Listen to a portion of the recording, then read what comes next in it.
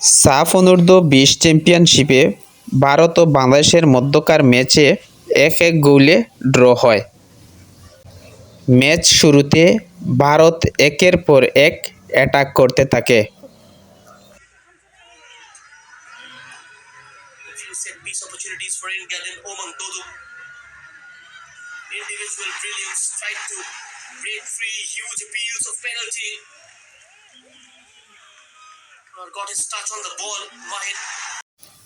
ভারত গোলের দেখা প্রায় ৩১ মিনিটের মাথায়।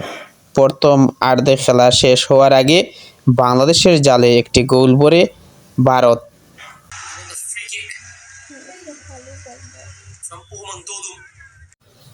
বাংলাদেশও থেমে থাকেনি, বিরতির পর পাল্টা অ্যাটাক করতে থাকে।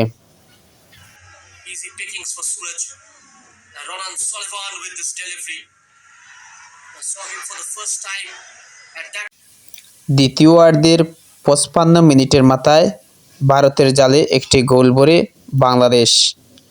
পাল্টাপাল্টি অ্যাটাকের পর প্রায় নির্ধারিত ৯০ মিনিটে শেষ হয় বাংলাদেশ ও ভারতের ম্যাচ। নির্ধারিত ৯০ মিনিট শেষ হওয়ার পর অতিরিক্ত আরও ৫ মিনিট যোগ করা হলে ভারত ও বাংলাদেশ আর কোনো গোল করতে পারেনি। ১-১ গোলে সমতায় ম্যাচটি ড্র হয়।